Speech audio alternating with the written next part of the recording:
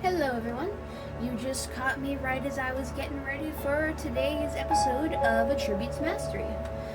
Today's painting is made by Bob Ross, of course, and it was originally by Bob Ross, and now we're recreating it. We're just gonna be trying our best to do that because it's what we do here. And I already have our colors ready.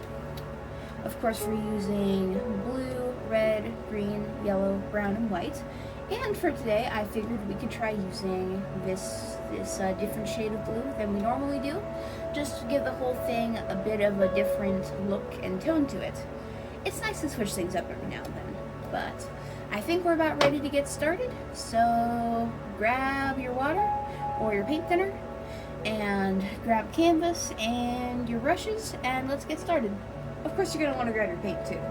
Our first order of business is to get some blue paint really deep into our bristles, and then we're going to start on what's going to become our sky. We need a little bit on our brush, but then we can just use that whole thing to paint our sky. We don't need a ton of paint, because there's already some paint here on our canvas, which mixes with the paint that we've got on our brush here, and it makes the whole thing look lighter. It's nice. If we do need more paint, then it's not the end of the world. We can always go and get more. It's pretty easy to add paint to a canvas, but it can be kind of difficult to remove paint from the canvas. Technically, you can remove the paint just by swiping at it, but then you smear the paint, and that's a whole other issue you gotta deal with. So it's best to just not put too much paint on your canvas. Don't want to waste paint, because in this economy, paint's pretty expensive. You see, just like this, you already got a sky going, and it's like infinite possibilities. There could be all sorts of things going on. We just don't know yet. And if some parts are darker than others, that's okay, because the sky tends to be different colors depending on where you're looking at it. Especially if you got a really nice clear sky, part of the sky will be lighter and part of it will be darker, especially if it's late in the day and the sun's already mostly down. The one end of the sky is where the sun just was, and it's a lot darker than the other side, which already looks like nighttime. But anyway, I think we're almost done with this part. Yeah, it comes just about halfway. We can go in here and try to fill this in a bit more. Now we're gonna get just the tiniest bit of green on our brush, and we're going to mix those colors right here on our palette, just like this. Spreading the color around, thinning it out with our wet palette, which is the kind that I use. And now we can go down here and add what's going to be our water eventually. And if a little bit of another color gets in on your paint, that's not the end of the world. We're okay. We got it. And if it's too light if it's too sticky, then you can easily just go in with a little bit of water, and all of a sudden it flows about 100 times smoother. And all of a sudden we've got some water going. Just like that, out of nowhere. And of course, right now it doesn't look like much, but you can tell that there is a difference. And then we're going to use the water that we made sure to get beforehand, like I said, and we're just rinsing out our brushes so that our colors don't mix too much. Because if they do mix too much, then, well, you're going to end up with a very brownish grayish color. Or you're gonna try to paint something, but because of the color you just used, the colors will mix, like I said. And in some cases, like if you're doing only one or two colors, that's not the biggest deal in the world. But other times, it can almost, I don't want to say ruin a painting, because there are no mistakes in painting, only happy accidents. But it can be something that can be difficult to cover up or make into part of the painting. So it's best to just avoid that.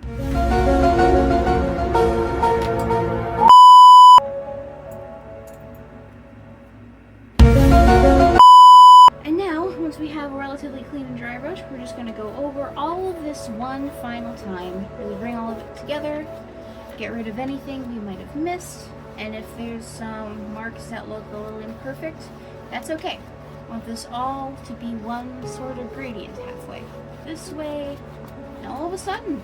And then we can go in with our fan brush with a bit of white, and also the tiniest bit of red.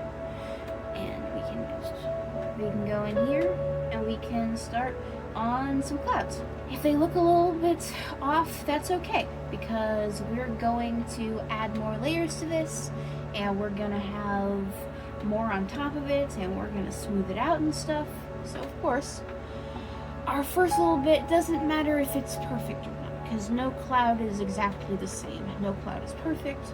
We kind of want to have this almost X shape here, and we're just gonna do this here, and then we're gonna want to go in with our sponge brush, and here at the bottom we're going to diffuse these a bit, get our basic shapes here. We can go in with our bigger brush here, and we can just move it across and get that sort of streaky look that a lot of clouds have. And then once we've got that done, we can go in and we can add some more clouds on top of the clouds. I've learned that this sort of technique makes some very realistic, fluffy looking clouds. Don't want to stay in one place for too long, because then you got some just big cotton balls in the sky, which some clouds look like cotton balls, but that's pretty rare, and most of them don't. So we're gonna go for something else here. And now we can go in with the exact same thing, just here at the bottom, diffuse them a bit, and we've got some clouds going. If you still think they look a bit strange, that's okay. We're gonna fix them in a moment. And then we're gonna go in with some brown, and we're gonna put in some red, as well as a bit of blue, and we're just gonna mix those colors together right here on our palette. More blue into that.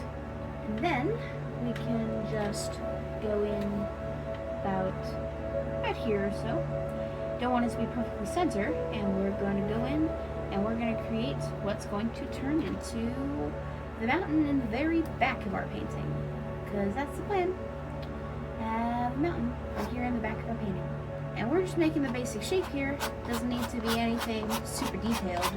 Very much not, because you're going to keep working on top of this pretty soon. And if you have a bunch of detail, then it'll get covered up. So there is a reason that you don't want too much detail, other than just because I said so. I hope it makes sense. You know, sometimes when I make these types of paintings, I wonder where exactly they're supposed to be. I know that a lot of Bob Ross's paintings, when he's making them, he has a sort of place in mind or something from his past that it reminds him of. Like, he's from Alaska, so there's a lot of times that his paintings he'll talk about it and how, oh, this reminds me of a mountain that I would see back home, which is nice. However, because I've never been to Alaska and I'm very much not from there, I have to wonder if there's a way I can apply this to my own experience or the person watching, because it wouldn't surprise me if you're also not from Alaska. So these can be anywhere. Like, these can be somewhere in Asia, they could be the Rocky Mountains, they could be heck, even somewhere, like, I don't know, maybe it's eventually gonna be a volcano and this is somewhere in maybe like Hawaii. You never know. And honestly, that's kind of part of the fun. It's all up to the interpretation of the person painting, and especially the person that's actually looking at the painting. And now we're gonna go in here and we're just, oh, that's the problem with sticky paint. Oh, that's okay. We can use this to our advantage. Just don't get any more water and we can spread it out and it'll work just fine. Kind of our bluish, grayish, greenish mountain. Beautiful. And we can easily just pull it down from here. We'll end up covering a decent amount of this, but it's okay for now. I'll fill this out here a bit. And now this step is very important. We're going to go in with some light, and we're just going to pull this down right in here. And as you can see, it automatically does some marbling and stuff, which is kind of what we want. It adds some natural looking shadows and highlights, and if we need to, we can go in and get more paint. Like I said, it's very easy to put more paint on, but it can be very difficult to remove the paint. So if you need more paint, go get it. Don't want to use too much. So don't be afraid to only use a little bit in the moment, basically. We can easily go over this, make it look a little bit more uniform, just a bit though. I want to try to make sure that it's all going in the same direction.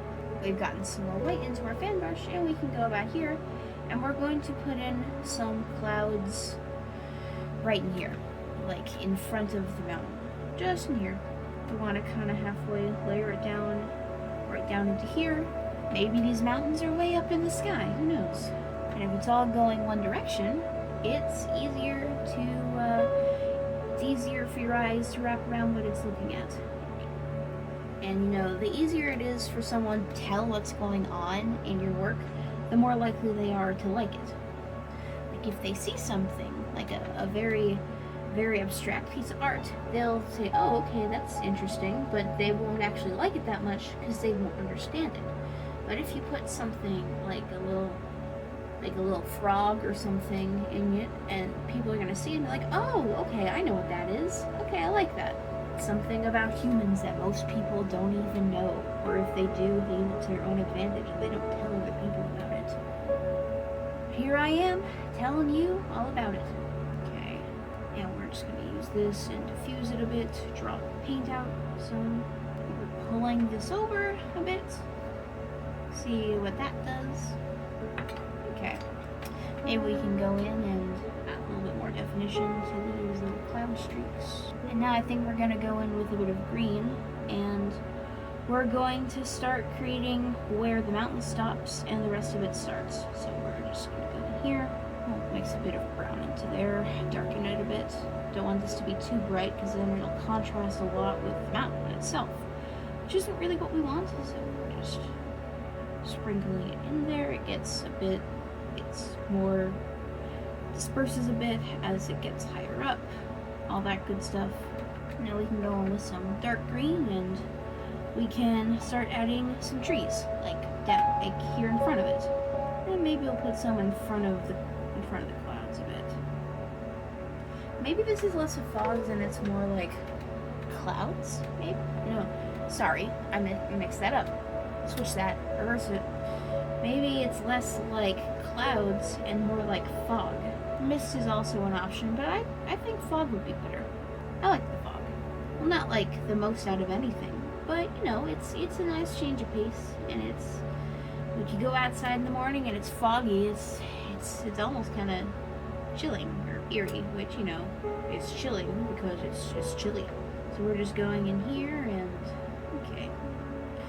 The easiest way to shake your trees out of your brush is to just go in halfway sort of a zigzag line, and your tree shapes will take form. You can go in with darker paint and put it on top of it or behind it. We can even go in here and make a little bit of a clearing, maybe, right here. But most of this area will have trees. It's like, oh, you put in the green, just put in more green on top of it and cover up most of it. Well, that may be true, but you know what? A big part of this technique is building up not just the painting layer by layer, but the environment that it's in. And these trees are going to get a little smaller as we get closer here. But as you can see, there's kind of a bit, and it comes over here. Maybe we'll make these trees in here a bit bigger. And they'll be coming in this way, and it's like claws. Robert's in here somewhere. If we make a really big tree, that one can be Robert. That's a pretty good contender. We can give him some more definition. That's nice.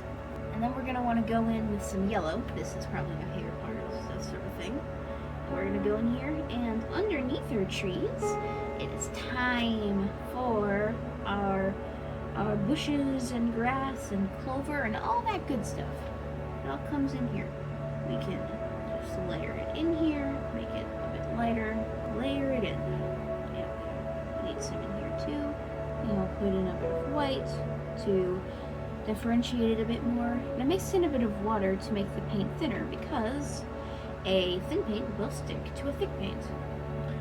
It's kind of amazing. Like you put a little bit of water into it, and then all of a sudden it's not mixing as much, and it's making it overall, makes it look more distinct, and it's very good for this specific technique because you need to rely, because honestly the wet blending aspect is your best friend, but it's also your greatest enemy because half the time the paints will be distinct when you want them to mix, and they'll mix when you want them to be distinct. It can be frustrating, but you need to take the good with the bad with it. So you kind of just gotta work with it and learn how to get it to do what you want it to do when you want it to do it. And then of course we're going to use our little sponge brush, and we're going to pull down this into the water for our reflection. We can go over with our bigger brush, and we can just go over this and give it that sort of streaky look that reflections tend to have. Not too much, but just enough that we get our point across. And we can go in with a bit of our brown. We're going about here, and we're just adding a bit of a bank for our grass and stuff to stand on. We can add a little bit here on our little shoreline right in here. Cut it up a bit, mix it and all that. We're just using our palette knife and tapping it in, because underneath all the screen there's plenty of brown, so we need a little bit showing. Just a bit. Gotta be careful though, because if you add too much, then it covers up all the work that you just did. And then what's the point? Well, I mean, of course the point is just to keep painting and stuff, because the whole reason we're doing this is to finish our painting. But you put a lot of work into those bushes and stuff, and if you cover it up, then that's no good. I know, we did that, and then we put the trees in, so we covered it up, like I said. But you know what? It's okay. It's gonna look however it's gonna look, and we're gonna put our all into it.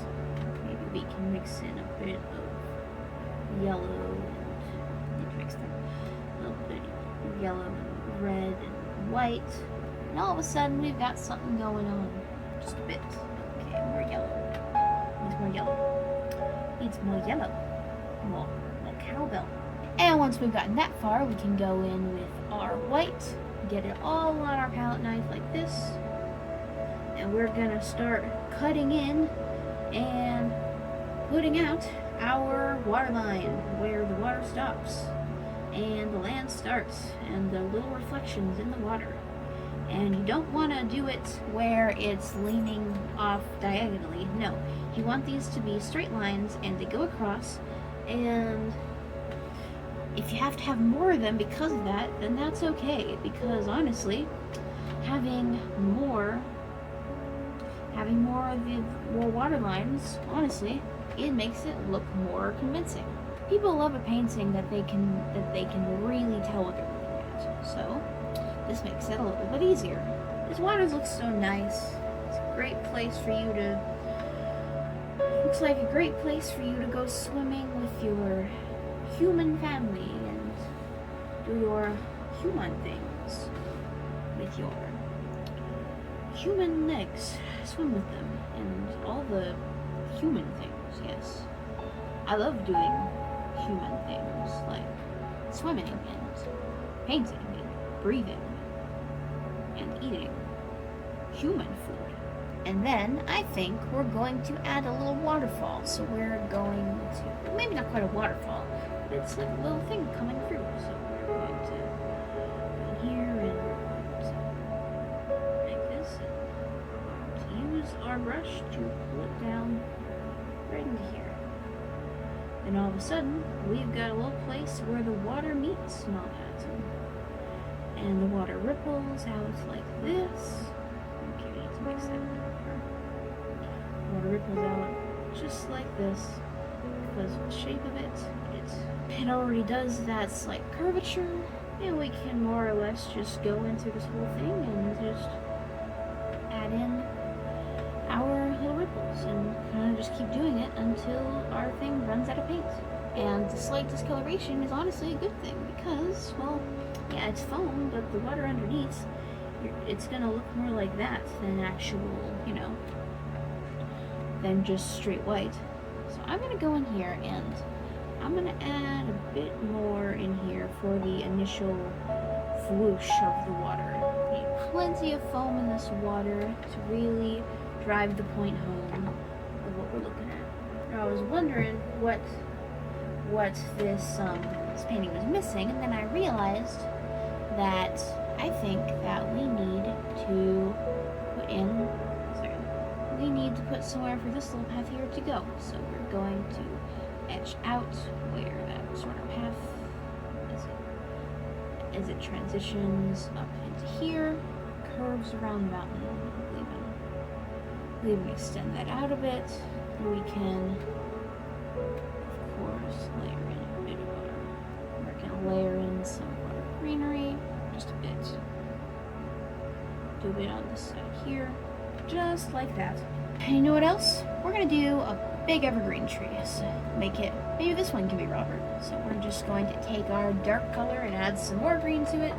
It will go about here and at the base of it here. And then we need a little bit of water. We're just gonna go in here and we're gonna start building up a big tree. Plenty of green, plenty of it. This one can be Robert, definitely. And then we can go in here and we're gonna add a stem for it. Or, no, it's a trunk, not a stem. Silly me. And we're gonna go in here and we're gonna just, right when we're adding some more diversity to the colors, we'll add a bit of green, a bit of yellow too. Yellow's always good for making our colors look that much more real. I say greenery on this channel a lot, don't I? It's better than shrubbery hubbery. Shrubbery hubbery. Shrubbery hubbery. Now I got myself going. And it's a bit hard to tell where it stops and where it starts. So in here, I'm gonna make sure we have plenty of color right in here. And of course, we're gonna go in and we'll mix some white in there. I think if we keep this consistent, it might turn out pretty cool. Oh, that's nice. Now, you're probably wondering, where the heck is this tree standing on? So, we're just going to go in here, and we're going to make a little island for the tree. Just in here, just near the bottom. We can even pull a little bit more ground out here, right in here. And one thing I've learned is you can go in here and just the sides of your brush, you can go in here and pull up some grass. Pull some grass out of seemingly nowhere. Even pull a little in here. And now all of a sudden, one less bit just in here. All of a sudden we've got a little island here. Let's even connect these two a bit. And now it goes from here to here. And now it makes a bit of an incline for this. Like, it gives it a bit more depth, and you can tell that it gives it some real shape. It goes from here to here, and it looks really nice. You can really change the perspective of your painting in just a few strokes, and that's one of my favorite things about painting. But alright, I think it's about that time. So what I'm going to do is I'm going to sign the painting, and I'm going to need you to try and find it. Okay? Let's make this a game. Alright, I think that is about where we're going to call it for today. I hope you enjoyed watching me make this painting as much as I did actually making the painting. But that's all the time we have for now, so I will see you all next time. Alright, so long. Farewell.